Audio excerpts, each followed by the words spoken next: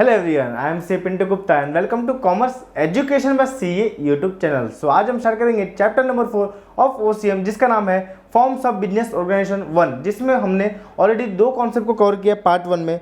First है sole proprietorship, second है partnership, जिसका वीडियो ऑलरेडी हमने अपलोड कर दिया है। अगर अभी तक आप वो वीडियो को नहीं देखे हैं तो आप आई लिंक पर क्लिक करके देख लीजिए। सो देर किस बात की, चलिए शुरुआत करते हैं।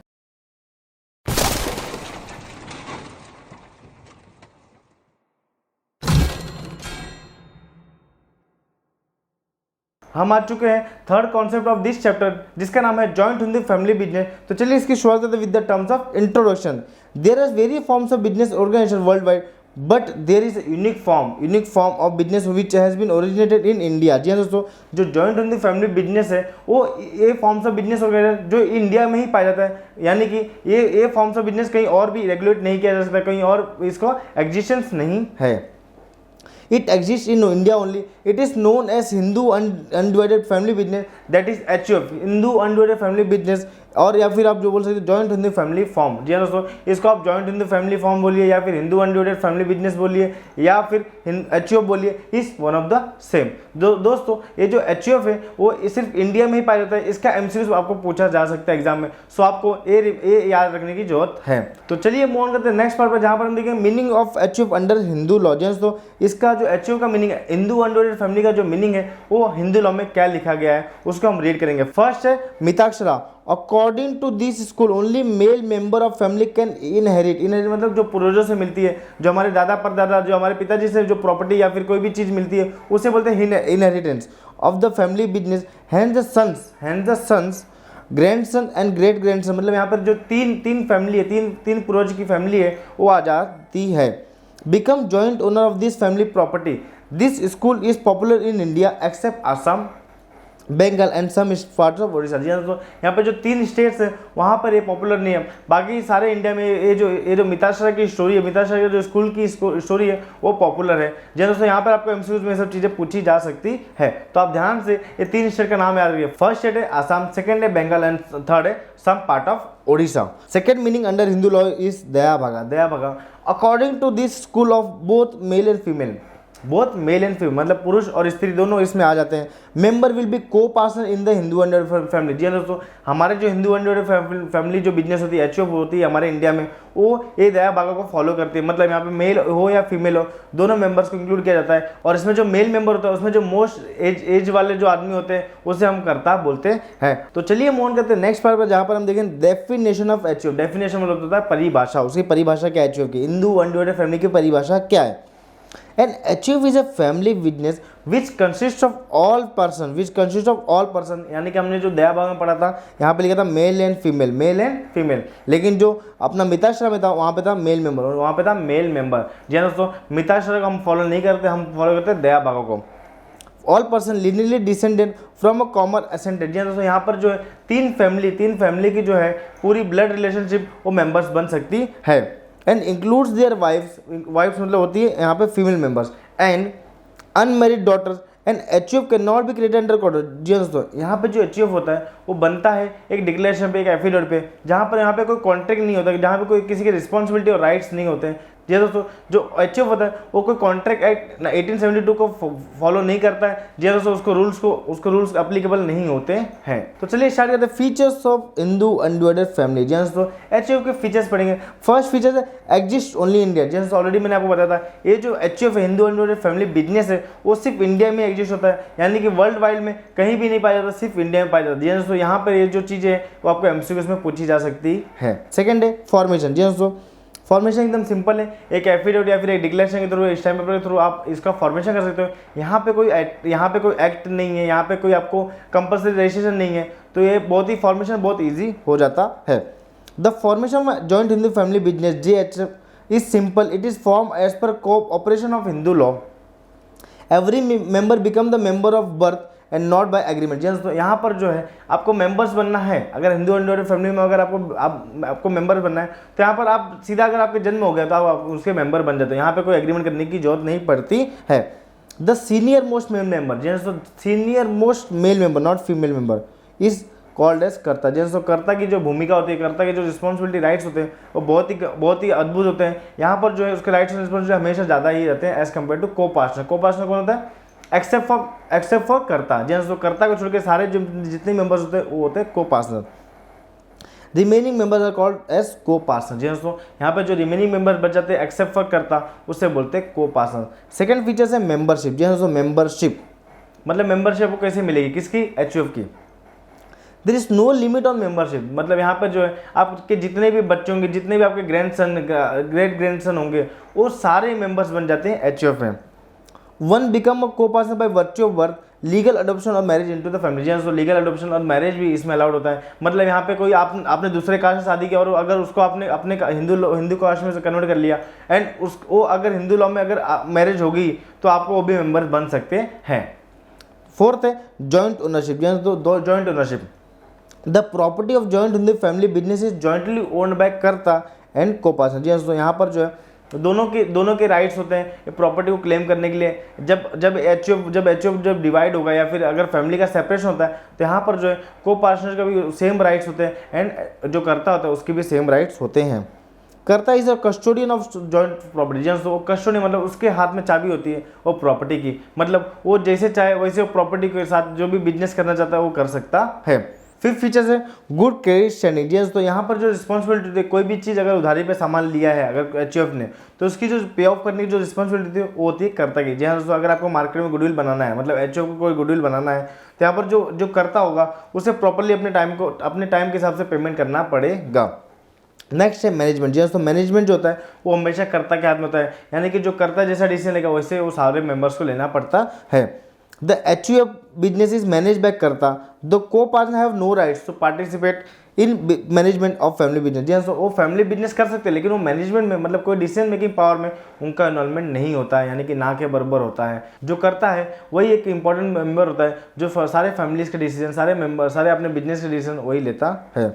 नेक्स्ट फीचर्स है प्रॉफिट शेयरिंग। जैसे तो प्रॉफिट शेयरिंग आप समझ सकते हो कि एचयूएफ में हिंदू अनडिवाइडेड फैमिली में कोई एग्रीमेंट नहीं होता है, कोई कॉन्ट्रैक्ट को ये लोग फॉलो नहीं करते, तो यहाँ पर जो है प्रॉफिट शेयरिंग रेशियो स्पेसिफाई नहीं होता है। और जैसे कि आपको मालूम है कि पार्टनरशिप एक्ट में वहाँ पे profit sharing ratio already mention होता है कि यहाँ पे 25% जो है वो एवरी पार्टनर यहाँ पे प्रॉफिट एंजॉय करते हैं, लेकिन यहाँ पे कोई एग्रीमेंट मेंशन नहीं होता है, यानी कि एग्रीमेंट नहीं बनता है। Joint in the family business not form by any contractual agreement, there is no specific ratio of the profit and loss shared by karta and co-partner, so the sharing ratio keeps on changing depending upon the birth and death in the family। तो यहाँ पर जैसे जैसे family members कम होंगे ज़्यादा होंगे तो यहाँ पर जो रेशियो है वो अकॉर्डिंगली चेंज होते रहेगा। यहाँ पे कोई कॉन्ट्रैक्ट एग्रीमेंट साइन नहीं होता है कि इतना हमें प्रॉफिट चाहिए या फिर लॉस चाहिए। तो चलिए मूव ऑन करते हैं नेक्स्ट पार्ट पर, जहाँ पर हम देखें merits of Hindu undivided family, मतलब इसके फायदे क्या हैं हिंदू अनडिवाइडेड फैमिली। जी दोस्तों, आपको सबसे बेस्ट फायदा बताता हूँ एचयूएफ बनाने का इन टैक्स बेनिफिट। जी दोस्तों,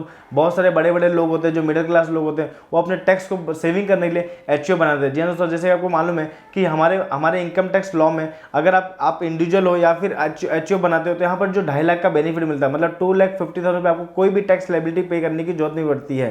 दोस्तों, आप ये एचयूएफ को एज अ टैक्स बेनिफिट के लिए आप इसको इनकॉर्पोरेट कर सकते हो, इसका फॉर्मेशन कर सकते हो। यहाँ पे कोई डॉक्यूमेंट की रिक्वायरमेंट नहीं होती, जस्ट आपको एक एफिडेविट या फिर डिक्लेरेशन के थ्रू आप स्टैम्प पेपर के थ्रू इसका एक डीड बनाते हो एंड उसके थ्रू आप पैन कार्ड अप्लाई करते हो एंड पैन कार्ड के बाद अपना जो है बैंक अकाउंट खोल के अपना बिजनेस स्टार्ट कर सकते हो एंड इसके थ्रू आप अपना टैक्स बेनिफिट के थ्रू आप अपना पैसे सेव कर सकते हो। तो चलिए शुरुआत करते हैं with the first of easy formation. जी दोस्तों, आप एचयूएफ को बहुत ही इजी के थ्रू फॉर्म कर सकते हो, यहाँ पे कोई डॉक्यूमेंट फॉर्मेलिटी नहीं लगती है। Joint in the family business easy to start the registration agreement is not compulsory. तो यहाँ पर जो है agreement and registration is not compulsory, मैंने बोला आपको एफिडेविट या फिर डिक्लेरेशन देना पड़ता है, यहाँ पे कोई एग्रीमेंट बनाने की जरूरत नहीं पड़ती है। रिक्वायर्ड फॉर इस formation there is no restriction on minimum and maximum members of member. जी दोस्तों, यहाँ पे कोई मतलब इतना नहीं कि 2 मेंबर से 3 मेंबर से। जी हाँ दोस्तों, एचओ कब बनता है आपको बता देता हूँ, एचओ तब बनता है जब आपकी शादी हो जाती है, तो यानी किसी बंदे की अपने फैमिली मेंबर में किसी की शादी होगी तभी आपका एचओ बन जाएगा। मतलब समझ लीजिए मेरे पिताजी का एचओ है, अगर मुझे एचओ बनाना तो मुझे शादी करनी पड़ेगी, देन आफ्टर मेरा एचओ बन सकता है, मेरा अलग एचओ बन जाएगा, पापा का अलग एचओ बन सकता है।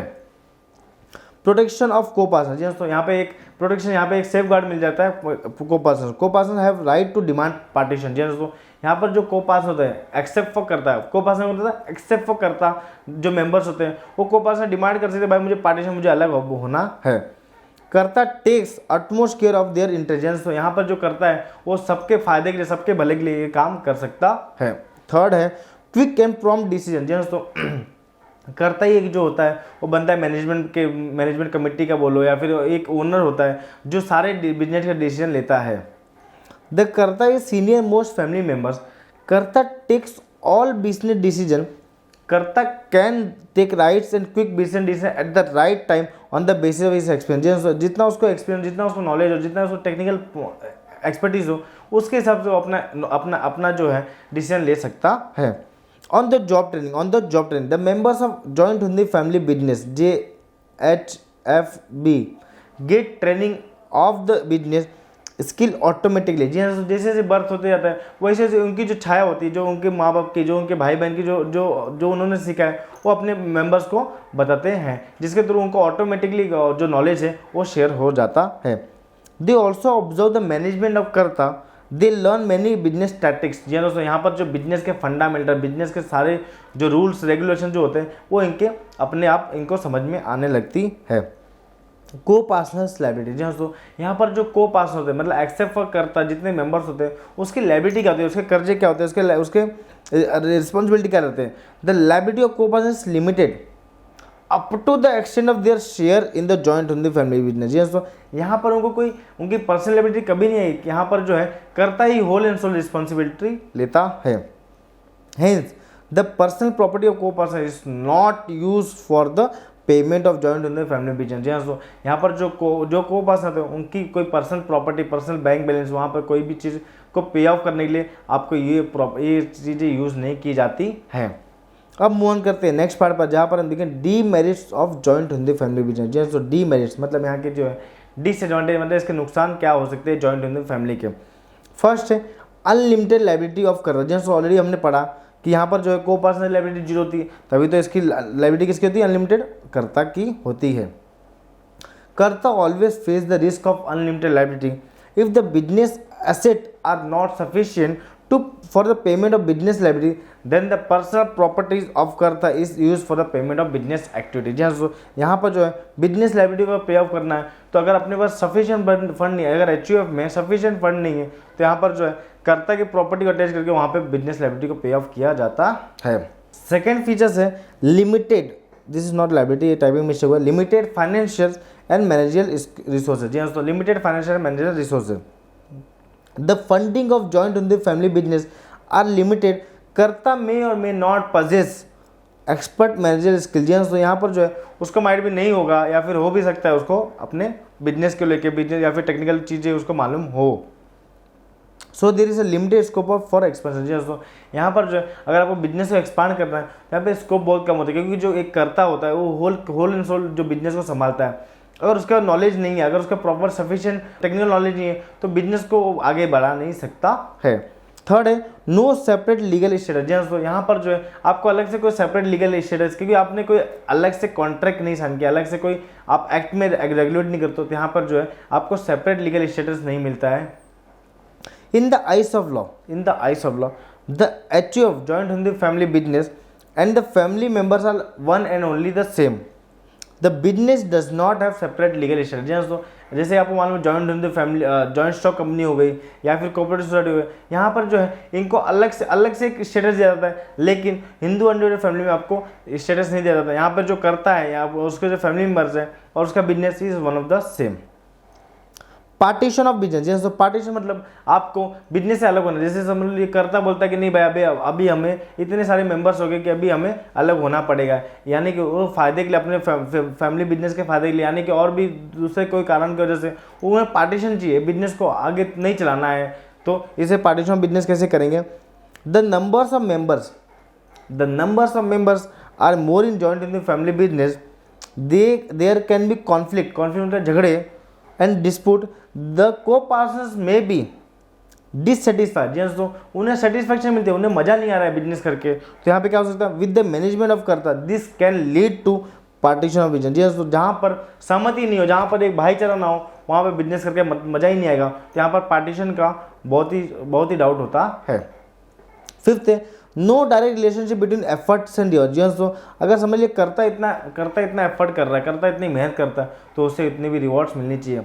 जो को पास अगर कोई मेहनत भी नहीं कर रहा है और उसको रिवॉर्ड्स मिलता है, तो यहाँ पे कर्ता को यानी कि दूसरे फैमिली मेम्बर्स को इतना मज़ा नहीं आता है। Karta is a manager of this business, he uses his knowledge and skill for running business successfully. The rewards of business, rewards मतलब प्रॉफिट, समझ लीजिए एक प्रॉफिट आपसे बोल सकते हो, रिवॉर्ड्स मतलब profit of business is distributed among all को पार्टनर। जी तो यहाँ पर जो प्रॉफिट है वो सारे लोग में बच जाता है, को पार्टनर्स को भी और कर्ता को भी। समझ लीजिए यहाँ पे 9 को पार्टनर्स है और एक जो करता है, यानी कि 10 मेंबर्स हो गए। और अगर 1000 रुपये प्रॉफिट होता है तो 10 मेंबर्स को 100 रुपये मिले, कर्ता को भी 100 रुपये मिले और जो मेहनत नहीं करा उसको भी 100 रुपये मिला। तो यहाँ पर जो है, यहाँ पर जो एफर्ट किया, जो सारा मेहनत तो करता है, सारे रिस्पॉन्सिबिलिटी, सारे रिस्क के रिवॉर्ड जो होते हैं वो कर्ता को झेलना पड़ता है। तो यहाँ पर जो है वो इक्वल प्रॉफिट मिलता है सारे को पर्सनस को मिला के। The hard working as well as insufficient co partners share the profit. जो काम चोर है, जो काम नहीं करते को पार्टनर, उससे भी प्रॉफिट मिलता है। तो चलिए मूव ऑन करते हैं नेक्स्ट पार्ट पर, जहाँ पर हम देखें कोऑपरेटिव सोसाइटी। जी हाँ, कोऑपरेटिव सोसाइटी, कोऑपरेटिव मतलब एक दूसरे को हेल्प करना, कोऑपरेटिव मतलब एक दूसरे को हेल्प करना। India is an agriculture country. India is an agriculture country and has laid the foundation of world biggest cooperative movement. तो यहाँ पर जो इंडिया के जो लोग होते हैं, यानी कि यहाँ पे जो पीपल होते हैं, यहाँ का इनका हमेशा यही थॉट प्रोसेस रहता है कि एक दूसरे को सपोर्ट करके आगे बढ़े। The cooperative movement was started by the weaker section, weaker मतलब कमजोर section of the society for protecting there its member. तो यहाँ पर जो है अपने जो मेंबर्स है, अपने जो रिलेशन वाले हैं, उनको संभालना बहुत बड़ी बात होती है। तो इसीलिए जो कोऑपरेटिव सोसाइटी का फॉर्मेशन हुआ है। Protecting its members and their rights after independence, मतलब आज़ादी के बाद cooperative society become an integral part of 5 years plan. जी हाँ, तो जब वो टाइम की गवर्नमेंट थी आफ्टर इंडिपेंडेंस, तो यहाँ पर जो 5 ईयर्स का जो प्लान था, वहाँ पे एक कोऑपरेटिव सोसाइटी को भी इंक्लूड किया गया था। The cooperative plays an important role in the India because it is an organization for poor, illiterate and unskilled people। तो अगर इंडिया को डेवलप करना है तो ये 3 चीज़ को अगर आप डेवलप कर दिए तो अपनी जो इंडिया है वो एक डेवलपिंग कंट्री से डेवलप कंट्री हो सकता है। कौन कौन है?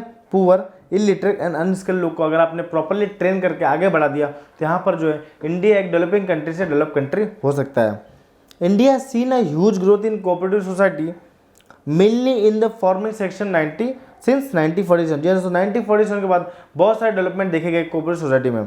The country has network of cooperative society at the local, regional, state and national level. तो यहाँ पर जो है इस जो कोऑपरेटिव सोसाइटी होती है वो सारी जगह पाई जाती है, मतलब लोकल एरिया में भी, आपके स्टेट लेवल में, सेंट्रल लेवल में भी आप देख सकते हो। एग्जाम्पल के तौर पर ले सकते हो अमूल कंपनी। जी हाँ दोस्तों, अमूल कंपनी एक कोऑपरेटिव सोसाइटी है। यहाँ पर जो है सारे जो लोग हैं वो सारे लोग एक साथ मिलकर अपना बिजनेस करते हैं। और जो कोऑपरेटिव सोसाइटी होती है, जो अमूल कंपनी है, वो कंपनी अपना जो है एक ब्रांड के थ्रू अपना माल जो है सेल आउट करती है मार्केट में, एंड जिसके थ्रू जो प्रॉफिट होता है वो सारे जो मेंबर्स होते हैं वो एक पर्टिकुलर रेशियो में डिस्ट्रीब्यूट करती है। अब बात करते हैं मीनिंग ऑफ कोऑपरेटिव सोसाइटी। जी हाँ दोस्तों, मीनिंग क्या होते हैं उसके? The cooperative society organization is a voluntary association. जी हाँ दोस्तों, यहाँ पर कोई जबरदस्ती नहीं कि आपको मेंबर्स बनना ही है। यहाँ पर है अगर आपकी इच्छा है, अगर आपके वॉलंटरी है, आप वॉलंटरी हो उस चीज़ को लेके, तो आप एक इसका मेंबर्स बन सकते हो। Of individual form in order to achieve certain economy मतलब सब पैसे को लेके आपका जो ऑब्जेक्टिव होना चाहिए, पैसे को लेके ऑब्जेक्टिव होना चाहिए। The nature of cooperative organization is service oriented. जी हाँ, यहाँ पर जो नेचर होता है, मोस्टली जो नेचर होते हैं वो सर्विस सेक्टर होते हैं। जैसे अमूल दूध जो है वो जो मेंबर्स होते हैं वो सर्विस प्रोवाइड करते हैं, या और दूसरा जैसे तो बैंक हो गए, फाइनेंशियल इंस्टीट्यूशन हो गए, जैसे हाउसिंग फाइनेंस कंपनी हो गई और प्रोड्यूसर कंपनी, यहाँ पे लोग सर्विस प्रोवाइड करते हैं एक कोऑपरेटिव सोसाइटी को। Each for all and all for, जी हाँ, एक आदमी सबके लिए और सब लोग एक आदमी के लिए, मतलब यहाँ पर जो है मिलजुल के आदमी आगे अपना बिजनेस करके आगे बढ़ता है। Is the principle of cooperative society. जी हाँ, तो यहाँ पर जो प्रिंसिपल है each for all and all for each.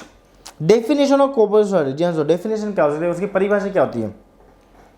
According to Indian cooperative society act 1912। जी हाँ, 1912 मतलब बिफोर इंडिपेंडेंस जो है जो इंडियन कोऑपरेटिव सोसाइटी एक्ट लाया था उसके थ्रू हम डेफिनेशन रीड करते हैं।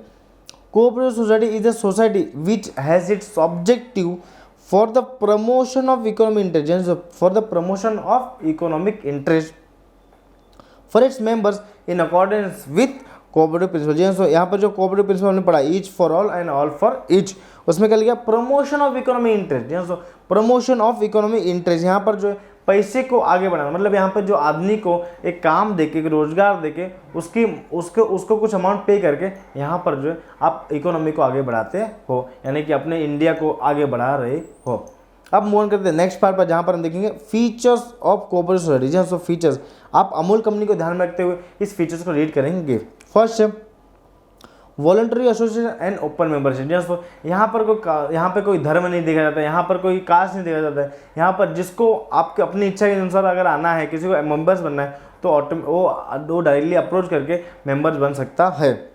Any person can become the members of cooperative society, there is no discrimination on the basis of caste, religion, gender of access of for members. यहाँ पर कोई discrimination नहीं है, यहाँ पर कोई भेदभाव नहीं है कि आप ये धर्म के हो तो यहाँ पे आप कोऑपरेटिव सोसाइटी में ऐड नहीं कर सकते। जैसे तो आप कोई भी धर्म के हो, कोई भी जात के हो, कोई भी जेंडर के हो, तो यहाँ पर आप एंट्री ले सकते हो, यहाँ पर आप मेंबर्स बन सकते हो। सेकेंड फीचर्स है डेमोक्रेटिक प्रिंसिपल। जैसे डेमोक्रेटिक मतलब यहाँ पर जो मेजोरिटी है, अगर आपको समझ लीजिए मैनेजिंग कमेटी में जाना है या फिर मैनेजर बनना है कोऑपरेटिव सोसाइटी का, तो यहाँ पर जो है आपको मेजोरिटी के थ्रू जीतना पड़ेगा। यानी कि समझ लीजिए 10 मेंबर्स है, 10 मेंबर्स में आपको 6 मेंबर्स जो है आपको वोट देने चाहिए, तभी आप उसका मैनेजर बन सकते हो। The management of cooperative society is based on democracy, all the decision are taken on majority basis, one member one vote is the rule of for India. Third features है management. जैसे management किसके हाथ में होता है? The management of cooperative society is in hands of managing committee. Managing committee कौन बनाता है? जो मेंबर्स होते हैं उसमें मैनेजिंग कमेटी को इलेक्ट किया जाता है।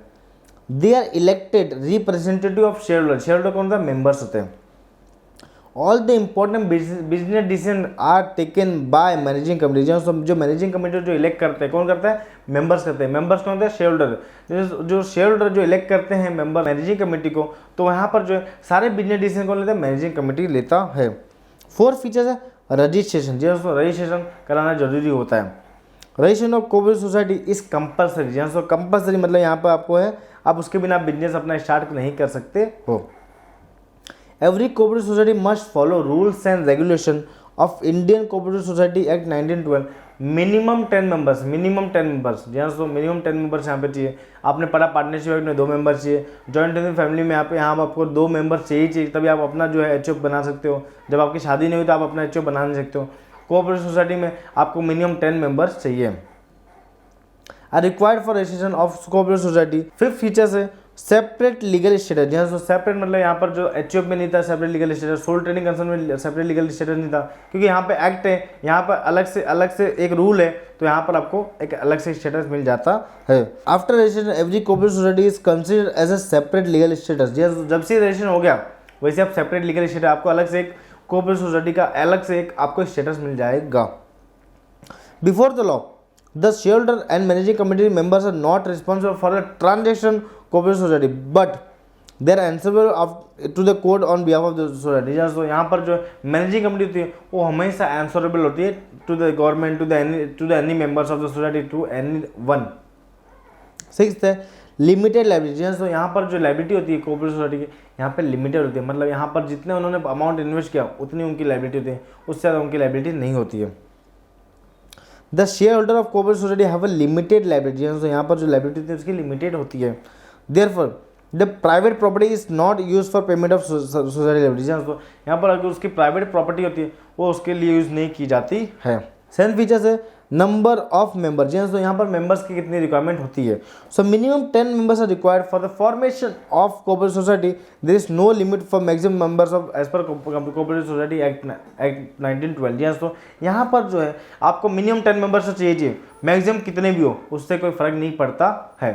अब मूव ऑन करते हैं नेक्स्ट पार्ट पर, जहाँ पर हम देखें मेरिट्स ऑफ कोऑपरेटिव सोसाइटी। तो उसके फायदे क्या होते हैं कोऑपरेटिव सोसाइटी? फर्स्ट मेरिट से डेमोक्रेटिक मैनेजमेंट। तो डेमोक्रेटिक मतलब जो आप चूज करोगे, जो सबसे ज़्यादा जिसको वोट मिलेंगे वही एक मैनेजिंग कमेटी बन सकता है, वो मैनेजिंग कमेटी में इन्वॉल्व हो सकता है। Each member of cooperative society enjoy equal voting right. The principle of voting is 1 members 1 vote. तो यहाँ पर समझ लीजिए एक मेंबर ने 10 शेयर ले लिए, तो यहाँ पर उसकी जो वोटिंग राइट होगी वो एक ही होती है। सेकेंड है ओपन मेंबरशिप, जी हाँ, तो यहाँ पर कोई भी आ सकता है, यहाँ पे कोई धर्म, कोई कास्ट, कोई रिलीजन्स, कोई आपके जो जेंडर को लेकर कोई यहाँ पे इफेक्ट नहीं पड़ता, यहाँ पर कोई भी एंट्री मार सकता है, कोई भी मेंबर्स बन सकता है। The membership of cooperative society is voluntary and open to all, that is any person of any caste, creed, religious, etc. can made purchase shares of cooperative society and become the members of for it. There is no compulsion to join or leave the organization. तो यहाँ पर compulsion नहीं कि आप छोड़ दीजिए या फिर आप हमारी मेंबरशिप ले लीजिए, यहाँ पर कोई भी कंपल्सन नहीं है, यहाँ पर आप वॉलंटरी आ सकते हो। थर्ड है लिमिटेड लाइबिलिटी, जैसे ऑलरेडी हमने इसके बारे में पढ़ा। लिमिटेड लाइबिलिटी, यहाँ पर जितने जो मेंबर्स होते हैं कोऑपरेटिव सोसाइटी के, उनकी जो लाइबिलिटी होती है वो एक्सटेंड होती है up to the sharing of their share capital. Third है टैक्स कंसेशन, तो यहाँ पर जो गवर्नमेंट ऑफ इंडिया है यानी कि स्टेट गवर्नमेंट, जो सेंट्रल गवर्नमेंट है, यहाँ पर इनको टैक्स कंसेशन दी है in the terms of profit. Cooperative society के plays important role in economy and social development of the country. The government gives many concession to them like exemption of payment of income tax up to the certain limit. This help to increase the profit of society. अगर हम tax पे नहीं करते, अगर cooperative society tax amount पे नहीं करती government, तो यहाँ पर जो है वो टैक्स अमाउंट अपने जो मेंबर्स है उसमें डिस्ट्रीब्यूट किया जाता है एज अ प्रॉफिट। फिफ्थ है लेस ऑपरेटिंग एक्सपेंस, तो यहाँ पर जो ऑपरेटिंग एक्सपेंस होता है वो बहुत कम होता है। ऑपरेटिंग एक्सपेंस होता है मतलब डेली के डेली जो खर्चे होते हैं एक कोऑपरेटिव सोसाइटी के, उसे बोलते हैं operating expense. The cost of operation is low in cooperative society, no middleman involve, यहाँ पर कोई मिडल मैन इन्वॉल्व नहीं होता है। यहाँ पर जो कोऑपरेटिव सोसाइटी होती है और जो मेंबर्स डायरेक्टली अपने आप में डील कर सकते हैं, यानी कि बिजनेस का शेयरिंग हो सकता है। There are no advertisement expense. Managing committee members provide honorary service, यहाँ पर जो है वो सर्विस प्रोवाइड करते हैं कोई भी डिसीजन को लेके। Various concession relief and privileges related to registration fees, stamp duty and income tax etcetera given by the government. तो आपको रजिस्ट्रेशन कराना है तो वहाँ पे भी आपको कंसेशन मिलता है। अगर आपने कोऑपरेटिव सोसाइटी ने अगर कोई प्रॉफिट कमाया है तो यहाँ पर उसको जो है एक सर्टेन लिमिट तक जो है आपको एग्जेम्पशन दिया जाता है। नेक्स्ट मेरिट्स है self financing and charity. As per the latest amendment act of cooperative society, a society can pay maximum 15%। तो यहाँ पर जो है अगर समझ लीजिए अगर कोऑपरेटिव सोसाइटी ने 10,000 रुपये प्रॉफिट कमाया तो यहाँ पर जो है 1,500 रुपये मतलब 15%, यानी कि 10,000 का 15% कितना होता है, 1,500 रुपये होता है, वो प्रॉफिट को डिस्ट्रीब्यूट कर सकती है among the members dividend to its member. Therefore remaining surplus जो 8,500 रुपये जो सेविंग हुई है, जो 8,500 बचा है, उसे एक सरप्लस बोला जाता है, वो एक रिजर्व सरप्लस में एक अकाउंट में चला जाता है। यहाँ पर जो अपने बिजनेस को कोऑपरेटिव सोसाइटी बढ़ा सकती है उस पैसे को लेके। Use as self financing, some amount of profit is utilize for charity purpose, social activity and for the growth of cooperative society. तो यहाँ पर है आपको चैरिटी कर सकते हो या फिर आपको डोनेशन कर सकते हो, इसके थ्रू जो है आपको कोऑपरेटिव सोसाइटी को आप आगे बढ़ा सकते हो। मतलब कोऑपरेटिव सोसाइटी ऐसा डोनेशन चैरिटी ये सब कर सकती है for the benefit of social member, for the benefit of its member and other peoples. अब मूव ऑन करते हैं नेक्स्ट पार्ट पर, जहाँ पर हम देखेंगे डीमेरिट्स ऑफ कोऑपरेटिव सोसाइटी। जी हाँ, तो डीमेरिट्स मतलब उसके डिसएडवांटेज यानी कि उसके नुकसान क्या होते हैं कोऑपरेटिव सोसाइटी के। फर्स्ट है लिमिटेड कैपिटल। जी हाँ, तो यहाँ पर जो कैपिटल कंट्रीब्यूशन है वो बहुत कम होता है, क्योंकि जो मेंबर्स और सिर्फ शेयर कैपिटल मतलब यानी कि जो मेंबरशिप फीस है वो खाली पे करते हैं। The face value of shares of cooperative society is very less. Shareholder belongs to the weaker section of the society, therefore they can not, क्योंकि वो जो बिलोंग करते हैं, जो मेंबर्स बिलोंग करते हैं वो वीकर मतलब कमजोर सोसाइटी से बिलोंग करते हैं, जहाँ पर उनके पास इतना पैसा नहीं होता है उसमें इन्वेस्टमेंट करने के लिए। दे can not purchase more shares of society, so capital इस लिमिटेड। जी हाँ, अगर ज़्यादा पैसा नहीं देंगे कोऑपरेटिव सोसाइटी को तो कोऑपरेटिव सोसाइटी पर ज़्यादा पैसा नहीं आएगा, ज़्यादा पैसा नहीं तो अपना बिजनेस जो है वो ज़्यादा बड़े लेवल पे एक्सपांड नहीं कर सकते हैं। Due to low rate of dividend people are not interested to invest in share of cooperative. जी हाँ, तो डिविडेंड का ऑलरेडी आपको बताया कि वो लोग मैक्सिमम कितना परसेंट पे कर सकते हैं, 15% पे कर सकते हैं। तो यहाँ पर जो है अगर लो रेट ऑफ डिविडेंड है तो यहाँ पर कोई इंटरेस्ट नहीं होता उसमें इन्वेस्टमेंट करने के लिए। सेकेंड डिमेरिट से इनसफिशिएंट मैनेजमेंट। जैसे मैनेजमेंट कम्युनिटी जो होती है वो इनसफिशिएंट होती है, मतलब काम में इतना ध्यान नहीं देती है। The management is in hands of managing community, they may not possess manager skill. जो उनके पास मतलब उतने लेवल का स्किल्स, उतने लेवल का नॉलेज नहीं हो सकता है। Due to limited amount of capital financing capacity they are not able to appoint professionals manager. जी हाँ, तो जॉइंट स्टॉक कंपनी में जो होता है वो प्रोफेशनल हायर करते हैं और यहाँ पर जो है लिमिटेड अमाउंट ऑफ कैपिटल होते हैं, तो यहाँ पर जो है कोऑपरेटिव सोसाइटी उतने प्रोफेशनल लोग को हायर नहीं कर सकती है। The managing committee members are not professional, so there is inefficient management. जी हाँ, इनएफिशिएंट मतलब कामचोर बोल सकते हो, वो मैनेजमेंट होती है। थर्ड डिमेरिट से लिमिटेड स्कोप फॉर एक्सपेंशन। जी दोस्तों, यहाँ पर अगर कैपिटल लिमिटेड है, आपके जो मैनेजमेंट कमेटी वो इनसफिशिएंट है, तो यहाँ पर जो है एक्सपेंशन मतलब आप अपने जो बिजनेस को आगे बढ़ा नहीं सकते हो। There is a limited capital in according in cooperative society, they can not take risky project due to insufficient management and fund. So यहाँ पर फंड्स की कमी है, मैनेजमेंट जो है, जो लोग हैं वहाँ के वो काम चोर हैं, वो काम में ध्यान नहीं है, तो इसकी वजह से जो है लिमिटेड स्कोप ऑफ एक्सपांशन होता है। Therefore there is less scope of expansion. Fourth है लैक ऑफ मोटिवेशन, जैसे आपको अंदर से मन करने की चाहत नहीं होती है। Managing committee members work on honorary basis, जैसे वहाँ पर जो है अब चलो काम हो गया, मतलब काम करने के लायक करते हैं, मतलब यहाँ पर जो है उनका पर्सनल इंटरेस्ट नहीं रहता है। Therefore they are not motivated to work hard, तो इसलिए वो लोग मेहनत नहीं करते हैं। फिफ्थ डिमेरिट से लैक ऑफ पब्लिक कॉन्फिडेंस, तो यहाँ पर जो है पब्लिक का कॉन्फिडेंस बहुत कम होता है। जैसे अमूल एक कंपनी है, जो अमूल एक जो कोऑपरेटिव सोसाइटी है जो इतने बड़े लार्ज स्केल पे अपना बिजनेस कर रही है, और बाकी कोऑपरेटिव सोसाइटी इतने लार्ज स्केल पे बिजनेस नहीं कर पाती है। There is huge political interference in cooperative society, so people do not invest their money in cooperative society. So यहाँ पर जो राजनीति के लोग हैं, जैसे पॉलिटिकल के जो पार्टी के लोग इसमें इन्वॉल्व हो जाते हैं, तो इसकी वजह से पब्लिक का जो कॉन्फिडेंस है वो नहीं आ पाता है। Most of cooperative society are lead by political leaders, so there is lack of public confidence. तो इसलिए पब्लिक जो नॉर्मल जनता है, उनको एक कॉन्फिडेंस, उनको अंदर से एक चाह नहीं थी कि हमें वही बिजनेस में इन्वेस्ट करें या फिर ये कोऑपरेटिव सोसाइटी का मेंबर बने, क्योंकि वहाँ पर जो है पॉलिटिकल जो राजनीति के लोग होते हैं वो इसमें इन्वॉल्व होते हैं। अब मूव करते हैं नेक्स्ट पार्ट पर, जहाँ पर टाइप्स ऑफ कोऑपरेटिव सोसाइटी। जी हाँ, जो टाइप्स मतलब कितने टाइप्स के होते हैं, कितने टाइप्स के होते हैं, कितने तरह के होते हैं कोऑपरेटिव सोसाइटी, उसको हम रीड करेंगे। फर्स्ट होता है कंज्यूमर कोऑपरेटिव सोसाइटी। कंज्यूमर से नाम रहता है कस्टमर एक बेस जो होता है वो कोऑपरेटिव सोसाइटी होता है। फर्स्ट है this society protect lower and middle class लोग। जी हाँ दोस्तों, यहाँ पर जो ये जो सोसाइटी होती है, जो कंज्यूमर जो सोसाइटी होती है, यहाँ पर लोअर एंड मिडिल क्लास को लोग प्रोटेक्ट करते हैं। पीपल फ्रॉम एक्सप्लॉयटेशन मतलब शोषण। The profit of society are distributed among members in the ratio of purchase made by them during the year। यहाँ पर जो प्रॉफिट होता है, जो कंज्यूमर कोऑपरेटिव सोसाइटी जो प्रॉफिट होता है, उसका जो प्रॉफिट कैसे डिस्ट्रीब्यूट होता है, जितना आपने परचेस किया है सारे पूरे साल भर में, उतना वो बेसिस पे आपको रेशियो डिसाइड होता है। एग्जाम्पल सुपर बाजार, अपना बाजार, सहकारी भंडार, ये सारे जो बाजार हुए या फिर सारे जो consumer related product, FMCG fast moving consumer goods होते हैं, उसके रिलेटेड जितने भी जो कंज्यूमर सोसाइटी होती है, यहाँ पर ऐसे ही होता है। सेकंड है प्रोड्यूसर कोऑपरेटिव सोसाइटी। जी हाँ, प्रोड्यूसर मतलब कुछ प्रोड्यूस करना, कुछ बनाना, कुछ मैन्युफैक्चरिंग करना। Producer cooperative are voluntary association of small producer and artisan मतलब होता है worker who join hands to face competition and increase production। This society are two of type। तो यहाँ पर जो है दो टाइप की आपको सोसाइटी मिलती है। किस में मिलती है? प्रोड्यूसर में। First industrial service cooperative. In this type the society undertake to supply raw material, tools and equipment and machinery to the members. तो यहाँ पर जो है सारे इक्विपमेंट जो है सप्लाई की जाती है किसको?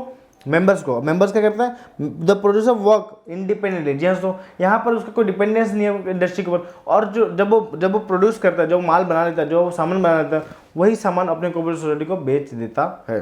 सेकंड है manufacturing cooperative. In this type producer members are treated as employ. जी हाँ, तो यहाँ पर जो ओनरशिप नहीं मिलती उनको, एज ए एम्प्लॉय की तरह काम करो, आपकी जितनी रेम्यूनरेशन, आपके जितने पगार हुए, आपके जितने वेजेस हुए, वो सोसाइटी पे कर देती है।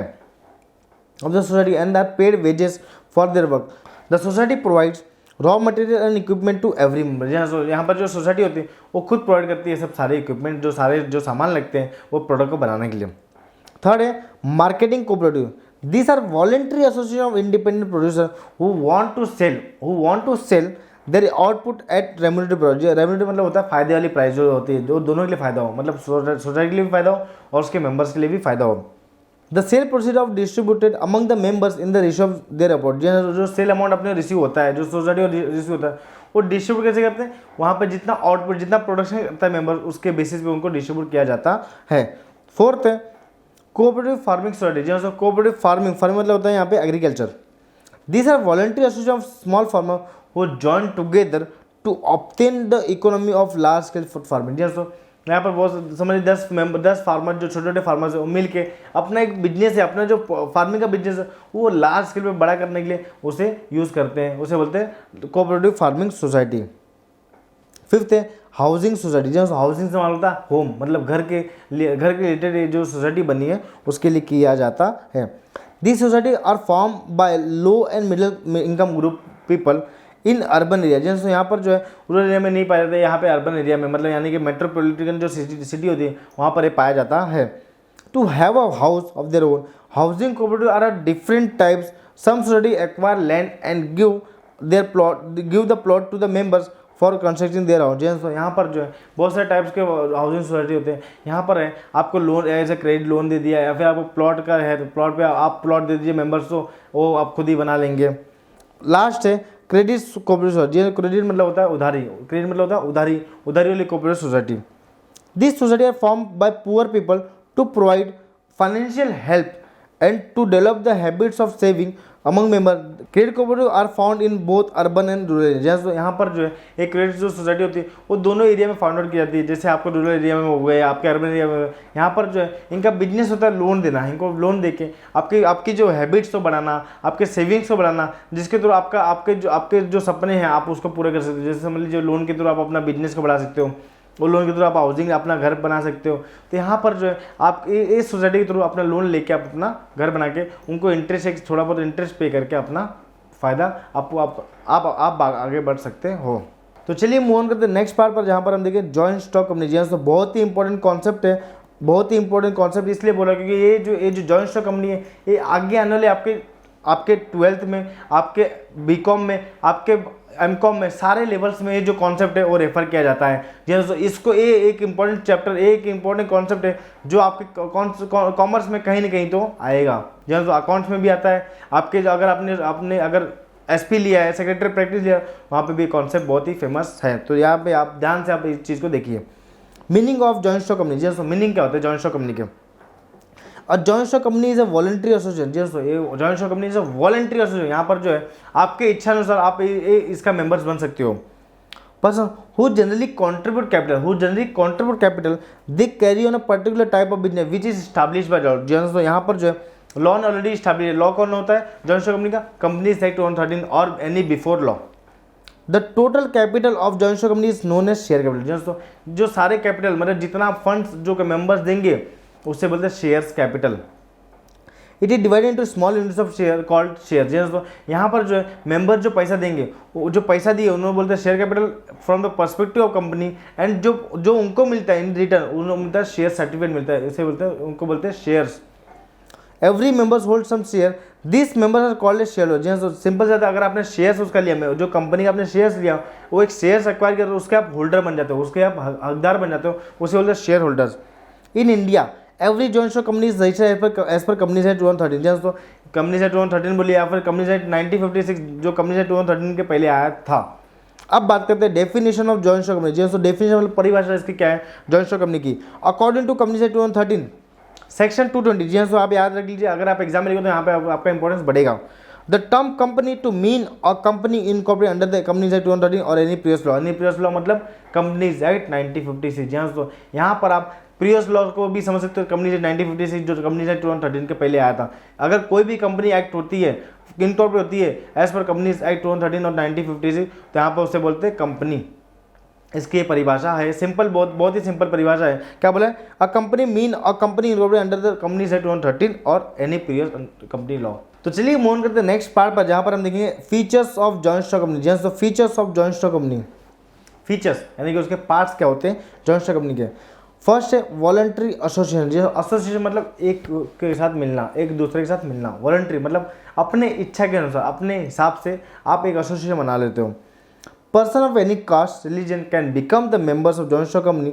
There is no restriction regarding members share purchase by any person after the death. Shares of any shareholder are transfer to his nominee.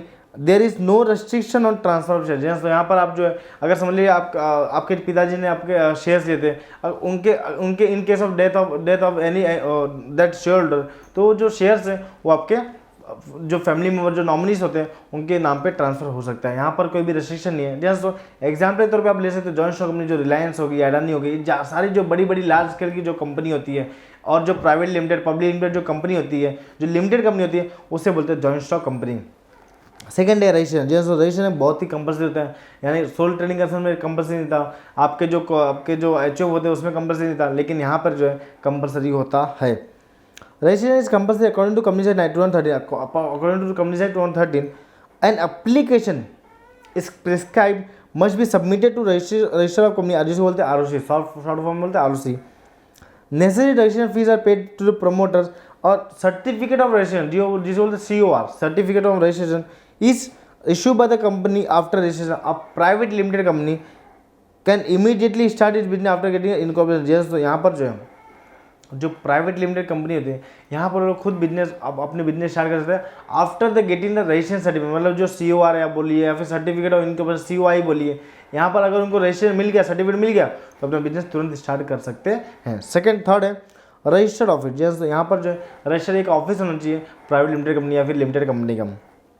The address of registered office of company is mentioned in memorandum of association, जैसे MOA बोलते हैं, जिसको short form बोलते हैं MOA, MOA, memorandum of association. All the important document of a company are kept in the registered office. जैसे सारे important document जितने होते हैं कंपनी के, MOA बोलते हैं, आर्टिकल ऑफ एसोसिएशन AOA बोलते हैं, और आपके certificate registration, pan card, 10 number, आपके जो रिजोल्यूशन होते हैं, सारे डॉक्यूमेंट कहाँ रखे जाते हैं? रजिस्टर्ड ऑफिस में। Register of share holder, annual report, memorandum, article of association, prospect, statutory report etcetera, सारे जो डॉक्यूमेंट, जो इंपॉर्टेंट डॉक्यूमेंट होते हैं कंपनी को लेके, वो सारे रजिस्टर्ड ऑफिस में रखे जाते हैं। फोर्थ है आर्टिफिशियल लीगल पर्सन। जैसे आर्टिफिशियल मतलब यहाँ पर वो चीज़ दिखती नहीं है, मतलब एक कंपनी है तो कंपनी को एक चेहरा नहीं होगा, कंपनी का जो है एक आर्टिफिशियल लीगल एंटिटी होती है जहाँ पर उसके थ्रू आप बिजनेस कर सकते हो। A company is an artificial person created by law. जैसे लॉ किसने बनाया? कंपनी से 2013 or any previous law. Any previous law मतलब कंपनी से 1956। It can enter into contract with third party after registration. जैसे यहाँ पर जो है आपको कॉन्ट्रैक्ट करना है, कोई बिजनेस करना है, तो यहाँ पर आपको जो है वो एक कंपनी है वो एग्रीमेंट में एंटर हो सकती है। एग्जाम्पल, इट कैन बाय और sell asset, borrow money, open account its in background etcetera. जैसे यहाँ पर जो कंपनी होती है, समझ लो रिलायंस इंडस्ट्री लिमिटेड कंपनी, यहाँ पर जो चेयरमैन होते हैं या फिर उनके जो डायरेक्टर होते हैं, जैसे कि जो मुकेश अंबानी है वो एक डायरेक्टर है, तो यहाँ पर जो मुकेश अंबानी है वो कुछ भी चीज़ जो है बाय एंड सेल कर सकते हैं। कोई भी असेट, कोई भी आप उनको लोन लेना है कंपनी को लेके, यहाँ पर लोन ले सकते हैं। उनकी एक डेजिग्नेशन होती है डायरेक्टर की। यहाँ पर जो है डायरेक्टर कैसे बनते हैं? जो डायरेक्टर है वो मेंबर्स बनाते हैं, जो मेंबर्स है और जो शेयर होल्डर होते हैं वो बनाते हैं डायरेक्टर्स को। फिफ्थ है सेपरेट लीगल स्टेटस। जैसे यहाँ पर जो है लीगल स्टेटस आपको कंपनी का स्टेटस मिल जाता है। क्यों मिलता है लीगल स्टेटस? क्योंकि यहाँ पर है आपको लॉ गवर्न कर रहा है, यहाँ पर कंपनी से 2013 गवर्न कर रहा है, यहाँ पर एक लॉ बनाएगा उसके लिए अलग से, इसलिए आपको लीगल स्टेटस मिलता है। There is separate legal existence of joint stock company, it is separate legal entity apart from its members. जैसे यहाँ मेंबर्स अलग होते हैं और जो उनकी जो कंपनी होती है वो अलग होती है। 6 फीचर्स है लिमिटेड लायबिलिटी। जो मेंबर्स होते हैं, मेंबर्स की जो लायबिलिटी होती है वो लिमिटेड होती है up to the extent of share contributed. जहाँ तो उन्होंने जितना शेयर्स अमाउंट शेयर कैपिटल में जमा किया है उतने तक की उनकी लायबिलिटी लिमिटेड होती है। The liability of all share is limited up to the extent of unpaid value face value of shares held by them. Therefore private property of share holder are not use for the payment of company's liability. तो यहाँ पर जो है आपकी company liability को पे of करना है कोई भी ड्यूज, तो यहाँ पर आपकी प्राइवेट प्रॉपर्टी, जो मेंबर्स की प्राइवेट प्रॉपर्टी है उसको यूज़ नहीं किया जाता है। 7th है मेंबरशिप। जैसे मेंबरशिप मतलब अगर आपको इसका मेंबर लेना है, मेंबरशिप बनना है, कैसे होता है? In public limited company minimum members are required 7। जैसे अगर पब्लिक लिमिटेड कंपनी वहाँ पर 7 आपको जो चाहिए 7 आपके मेंबर्स होने चाहिए। And no limit of maximum. जैसे यहाँ पर मैक्सिमम की कोई लिमिट नहीं होती है पब्लिक लिमिटेड कंपनी, जो लिमिटेड कंपनी होती है। In private limited company minimum members of person are 2 and maximum are 200 as per company 2013। Every shareholder is the co owner of joint stock company. जैसे यहाँ पर जो share holder होता है वो को ओनर होता है, यानी कि वो ओनर ही होता है वो कंपनी का। तो चलिए मूव ऑन करते हैं नेक्स्ट पार्ट पर, जहाँ पर हम देखें merits of joint stock company. जहाँ तो merits of joint stock company यानी कि उसके एडवांटेज क्या होते हैं और उसके फायदे क्या होते हैं। फर्स्ट मेरिट से लार्ज अमाउंट ऑफ कैपिटल। जैसे लार्ज अमाउंट ऑफ कैपिटल और joint stock company issue share to the public, the face value of share is comparatively low. जैसे लो मतलब 10 रुपये का फेस वैल्यू होता है, 1 रुपये फेस वैल्यू होता है। So it can collect huge amount of capital. It can also accept deposit from the public and issue debenture to raise the fund. तो यहाँ पर जो है पब्लिक लिमिटेड जो कंपनी होती है वो डिपॉजिट एक्सेप्ट कर सकती है और डिबेंचर्स इशू कर सकती है to the large amount of public. Second है प्रोफेशनल मैनेजमेंट। तो यहाँ पर जो कंपनी होती है, जो उसके शेयर्स होल्डर होते हैं, यहाँ पर प्रोफेशनल हायर कर सकते हैं for the run of business. Management of company is in hands of director, they are elected representative of share holder. मैं आपको ऑलरेडी बताया था, जो शेयर होल्डर होते हैं वही इलेक्ट करते हैं एज अ डायरेक्टर को। Due to large financial resource, due to large मतलब बहुत अमाउंट, बहुत पैसा होता है कंपनी के पास, तो a company can appoint highly qualified professional by paying attractive salary, so the knowledge of expert is use to the management of business. तो यहाँ पर जो है अगर बिजनेस को आगे बढ़ाना है तो प्रोफेशनल लोगों को जितना हायर करना है, जैसे मुकेश अंबानी एक प्रोफेशनल है जो उनको एक्सपर्टीज है ये चीज़ में, फील्ड में उनको एक्सपर्ट है, जैसे जियो कंपनी को उन्होंने आगे बढ़ाया, ऐसे बहुत सारी जो कंपनी है वो आगे बढ़ा रहे हैं, अपने रिलायंस कंपनी को बहुत आगे ग्रो कर रहे हैं। तो यहाँ पर जो है उन्हें प्रोफेशनल हायर करने में कोई दिक्कत नहीं होती, वो खुद एक प्रोफेशनल है और वो दूसरे को प्रोफेशनल हायर कर सकते हैं। थर्ड है मोर स्कोप ऑफ एक्सपेंशन। जी तो और अगर आपका प्रोफेशनल आदमी है, प्रोफेशनल लोग हैं, आपका अमाउंट ज़्यादा है तो आप अपने बिजनेस को एक्सपांड कर सकते हो एट अ लार्जर लेवल। और joint stock company can collect large amount of capital, attractive salary are paid to professional manager, shareholder are interested in getting high rate of dividend, as a result company can undertake big and risky projects. तो यहाँ पर जो है अगर आपके professional लोग हैं, आपके पैसा ज़्यादा है, आपके अमाउंट ज़्यादा है एज अ बिजनेस में कोई इन्वेस्टमेंट करने के लिए, तो यहाँ पर जो है आप अपने रिस्की प्रोजेक्ट, अपने बड़े बड़े प्रोजेक्ट है वो ले सकते हो। फोर्थ है पब्लिक कॉन्फिडेंस। तो पब्लिक कॉन्फिडेंस हमेशा यहाँ पर जो होता है हाई रहता है। और joint stock company can enjoy public confidence, this there is less interference of government, every joint stock company is India in govern by as per company act 130। तो यहाँ पर जो है एक एक्ट बना के कंपनी एक्ट 130, यहाँ पर जो है वो रूल्स को, सारे रेगुलेशन को फॉलो करना पड़ता है। यहाँ पे गवर्नमेंट और पॉलिटिकल इंटरवेंशन बहुत कम होता है। फिफ्थ है एक्सपर्ट सर्विस। तो यहाँ पर प्रोफेशनल लोग हैं तो सिंपल से होता है, यहाँ पे एक्सपर्ट सर्विस मिलती है। और joint stock company can appoint expert for managing business activity like legal advisers, management expert, auditors, consultants. तो यहाँ पर सीए, लॉयर्स और जो आर्किटेक्ट है वो सारे लोग को एक्सपर्ट लोग को हायर कर सकते हैं। Six relief in taxation. तो आपको मालूम है कि जो पहले कंपनीज को 30% टैक्स रेट लगता है, लेकिन अभी के टाइम पे जो गवर्नमेंट है, गवर्नमेंट ऑफ इंडिया है, वो प्रमोट करी startup India, ease of doing business. तो यहाँ पर जो है उन्होंने रिलीफ दिया 22% टैक्स रेट आपको पे करने। अगर आपकी मैन्युफैक्चरिंग यूनिट है तो आप 15% फ्लैट जो है टैक्स रेट पे करो। पहले 30% था, अभी उसको 15 और 22 पे डिवाइड कर दिया गया है। और joint stock company plays an important role in the economic development of country, it requires to pay taxes flat rate. तो यहाँ पर जो है आपको फ्लैट रेट के हिसाब से आपको टैक्स पे करना पड़ता है। यहाँ पर आपको स्लैब बेनिफिट नहीं मिलता, जैसे कि आपको इंडिविजुअल हो, एचयूएफ हो, यहाँ पर आपको स्लैब बेनिफिट मिलता है। वैसे आपको जो प्राइवेट लिमिटेड कंपनी या फिर लिमिटेड कंपनी हो वहाँ पर आपको स्लैब बेनिफिट नहीं मिलता है। यहाँ पर आपको फ्लैट रेट आपके टैक्स भरना पड़ेगा, यानी कि 15% या फिर 22%। सेकेंड लास्ट है परपेचुअल सक्सेशन। परपेचुअल मतलब यहाँ पर समझ लीजिए किसी की डेथ हो गई, कोई डायरेक्टर की डेथ हो गई या फिर किसी प्रोफेशनल की डेथ हो गई, यहाँ पर कंपनी को बंद करने की जरूरत नहीं होती है। यहाँ पर जो है वो कंपनी का जो on going process, going concern project जो कॉन्सेप्ट है, जो उसके फंडामेंटल्स हैं, वो ऑन गोइंग चलते रहते हैं। और joint stock company enjoy continuous and stable life, the death, retirement, insolvency और insanity of its member does not result in to dissolution. Dissolution मतलब कंपनी को बंद कर देना, कंपनी को बंद कर देना। यहाँ पर अगर कोई किसी डेथ हो जाती है, कोई पाल बन जाता है, कोई भिखारी बन जाता है, यहाँ पर उसके कंपनी को लेकर कोई फर्क नहीं पड़ता है। लास्ट है लिमिटेड लायबिलिटी। तो यहाँ पर जो शेयर होल्डर जितना पैसा लगाया ऐसे कैपिटल कॉन्ट्रीब्यूट उतनी उसकी लायबिलिटी होती है। The liability of member is company is limited to the extent of unpaid amount of share held by the him shoulder are not liable to डेब्ट of the company, there is no need to use their personal property for the purpose. तो यहाँ पर जो liability थी, समझ लीजिए उसने 10 रुपये शेयर लिया है और उसमें खाली 5 रुपये पे किया, तो उसकी जो लायबिलिटी होती है 5 रुपये सिर्फ और पे करना है, बाकी कोई लायबिलिटी उसको पे ऑफ करने की जरूरत नहीं पड़ती है। अब मूव करते हैं नेक्स्ट पार्ट पर, जहाँ पर हम देखें डी मेरिट्स, यानी कि लास्ट कॉन्सेप्ट है D merits of joint stock company. D merits of joint stock company, D merits मतलब डिसएडवांटेज, यानी कि उसके नुकसान क्या होते हैं। फर्स्ट है रिजिड फॉर्मेशन। रिजिड मतलब होता है लेंदी प्रोसेस, सारे डॉक्यूमेंट इनको प्रॉपर वे में चाहिए, ठीक है। तो registration of joint stock company is compulsory. Simple से आपको द कंपनी एक्ट 130 के अंदर रजिस्ट्रेशन लेना पड़ेगा। It require number of legal document, जैसे आपको पैन कार्ड, आधार कार्ड, ड्राइविंग लाइसेंस, पासपोर्ट, ये सारे डॉक्यूमेंट आपको देने पड़ते हैं। इट इज़ नेसेसरी टू पे हैवी रेजिस्ट्रेशन चार्ज। जी हाँ, तो पहले के टाइम पे जो है कंपनी जब 2013 जब थी तब आपको यहाँ पे रजिस्ट्रेशन चार्ज ज़्यादा पे करने पड़ते थे, लेकिन जब से अपने मोदी जो गवर्नमेंट आई है, जो बीजेपी गवर्नमेंट आई है, यहाँ पर उन्होंने ईज ऑफ डूइंग बिजनेस किया है और यहाँ पर रजिस्ट्रेशन फीस आपको खाली 1400-1500 पे करके आप अपनी कंपनी रजिस्ट्रेशन करा सकते हो। अब public company can not start its actual business without getting commencement certificate. जी तो यहाँ पर जो है आपको कमेंसमेंट सर्टिफिकेट लेना पड़ेगा, कहाँ से? मिनिस्ट्री ऑफ कॉर्पोरेट अफेयर यानी कि आरओसी से आपको लेना पड़ेगा। Hence procedure of for formation is complete expensive time consuming. जी टाइम कंज्यूमिंग कभी कभी हो जाता है अगर सिस्टम प्रॉपर नहीं कर रहे हैं। एक्सपेंसिव मतलब कभी कोई प्रोफेशनल ने ज़्यादा फीस ले ली अगर कोई क्लाइंट से, यहाँ पर जो गवर्नमेंट फीस है 1400-1500 होती है, बाकी जो है जो प्रोफेशनल सी एस जो लेते हैं फीस वो अलग होती है। अब बात करते हैं लैक ऑफ सिक्रेसी। जी तो लैक ऑफ सिक्रेसी मतलब आपके जो फाइनेंशियल इन्फॉर्मेशन है वो कहीं भी डिस्क्लोज होते हैं, मतलब पब्लिक डॉक्यूमेंट हो जाता है।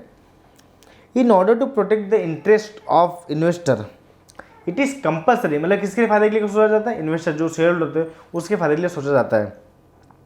It is compulsory to publish books of accounts every year. All the important documents of joint stock company are available for inspection at register office, hand there is no secrecy in joint stock company. जी तो यहाँ पर जो है सारे document, सारे आपके financial information, सारे कितने आपके सेल्स हुए, कितने आपके प्रॉफिट हुए, कितने आपकी लाइबिलिटी है, सारे अमाउंट जो सारे जो चीज़ें हैं वो आपके पब्लिक डॉक्यूमेंट बन जाती है। यहाँ पर आप MCA21 की वेबसाइट पे आके आप सारे डॉक्यूमेंट्स कोई भी कंपनी के चेक कर सकते हो। थर्ड है नो पर्सनल कॉन्टैक्ट। जी दोस्तों नो पर्सनल कॉन्टैक्ट, यहाँ पर जो है 1-to-1 कॉन्टैक्ट नहीं होता है। There large number of employees in joint stock company, employee feel their effort should be appreciated by their seniors. Similarly, manager and director of the company are not able to establish personal contact with their customers. Customers like and dislike are not taken into consideration. Yes, तो यहाँ पर customer और employ की बात की जाती है। यहाँ पर जो बहुत सारे एम्प्लॉइज होते हैं, बहुत सारे कस्टमर होते हैं, यहाँ पर जो 1-to-1 इंटरेक्शन नहीं होता है। जो मैनेजमेंट जो बड़े बड़े लोग होते हैं वहाँ पर इंटरेक्शन नहीं हो पाता है, इसलिए जो एम्प्लॉय जो काम कर रहा है उसका प्रॉपर उसको रिवॉर्ड्स मिलेगी नहीं मिले। जो कस्टमर की डिसलाइक, कस्टमर को क्या पसंद है क्या नहीं पसंद है वो अगर आपको मालूम नहीं पड़े तो वो हिसाब से आप बिजनेस को अपने मॉडिफाई नहीं कर पाओगे, वो हिसाब से अपने प्रोडक्ट को मॉडिफाई नहीं कर पाओगे। इसकी वजह से आपका जो है आपके जो पर्सनल कॉन्टैक्ट नहीं होंगे, यहाँ पर आपके जो बिजनेस लॉस वो भी हो सकते हैं। फोर्थ है delay in decision making process. तो यहाँ पर जो है आपके डिसीजन मेकिंग प्रोसेस, मतलब कोई भी आपको डिसीजन लेना बिजनेस को लेकर, यहाँ पर डिले मतलब लेट होता है। An owner of the company, every shareholder has right to participate. Every shareholder right to participate in management of the company. Therefore, all important business decisions are taken on the shareholder meeting. The procedure of conducting meeting in very lengthy time हो जी। तो आपको मालूम है annual general meeting होती है, आपकी society में भी होती है, लेकिन जब कंपनी होती है तो वो एक साल भर में एक ही बार होती है, एनुअल जनरल मीटिंग, जिसे शॉर्ट में बोलते हैं AGM. It is necessary to prepare notice of meeting, copy of agenda, proxy form etc. all these documents must be sent within 20 days before the meeting। तो 20 days 1 days पहले आपको भेजना पड़ता है। AGM बुलाना है तो मतलब आपको कोई बिजनेस बड़े डिसीजन लेने बिजनेस को लेके, यहाँ पर पहले आपको सारे मेंबर्स को बुलाना पड़ेगा, इकट्ठा करना पड़ेगा। इकट्ठा करने के लिए आपको 21 दिन पहले आपको नोटिस भेजना पड़ेगा मेंबर्स को कि भैया हमने ये मीटिंग रखा है, इसका एजेंडा है, इसका हमारा ये काम करने वाले हैं। Therefore there is always delay in decision making. जी हाँ, तो यहाँ पर जो है आपको मीटिंग लेके आपके कोई डिसीजन मेकिंग को लेके यहाँ पर जो है डिले हो सकता है और मोस्टली होता ही है। सेकेंड लास्ट है हाई कॉस्ट ऑफ मैनेजमेंट। तो यहाँ पर जो है प्रोफेशनल हायर करते हैं, जो कंपनीज होती है वो प्रोफेशनल हायर करते हैं, इसलिए यहाँ पर जो है उनका अमाउंट ज़्यादा पे करते हैं एज अ प्रोफेशनल, तो यहाँ पर जो है हाई कॉस्ट ऑफ मैनेजमेंट हो सकता है। और joint stock company is a commercial organization, it is ready to spend huge amount for advertisement, so the cost of management is very high in joint stock company. जी हाँ, अगर आप advertisement ज़्यादा करोगे, आप प्रोफेशनल ज़्यादा हायर करोगे, तो यहाँ पर जो है आपका मैनेजमेंट कॉस्ट जो है वो ज़्यादा हो सकता है। सिक्स्थ है रैकलेस स्पेकुलेशन। जैसे स्पेकुलेशन मतलब होता है यहाँ पे जो है झुलझल हो सकती है। Company is manage by director, for few unscrupulous directors are confidential information for reckless speculation and their personal gain। जी तो कोई इन्फॉर्मेशन होती है कंपनी को लेकर जो बहुत ही इंपॉर्टेंट होती है, बहुत ही सीरियस इन्फॉर्मेशन होती है, जो डायरेक्टर होते हैं वो अगर किसी को डिस्क्लोज कर दे तो यहाँ पर जो है यहाँ पे स्पेकुलेशन लोग करते हैं, यहाँ पर जो है अपना फायदा देख के जो दूसरे शेयर होल्डर का है उनका लॉस हो सकता है।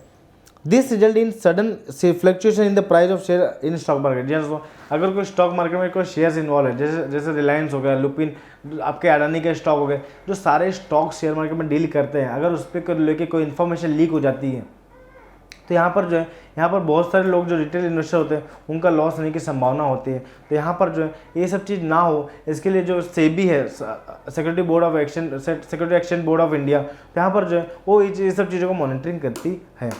दोस्तों यहाँ पर जो है हमारा फर्स्ट चैप्टर पूरी तरह से खत्म होता है। फॉर्म्स ऑफ बिजनेस ऑर्गेनाइजेशन 1 जो है पूरी तरह से खत्म होता है। अगर इस चैप्टर को लेकर अगर कोई भी आपको डाउट्स है, कोई भी क्वेरी है, तो आप प्लीज़ कमेंट कीजिए, हम उसका जो रिप्लाई है वो आपको जरूर दे देंगे। अगर आपको वीडियो पसंद आए तो लाइक कर दीजिए। अगर आपको लगता है कि इस वीडियो के थ्रू किसी ग्रुप ऑफ पीपल को लेके हेल्प हो सकती है, तो आप जरूर इस वीडियो को शेयर कर दीजिए और इस चैनल को सब्सक्राइब कर लीजिए और बेल आइकन को दबाना ना भूलिए।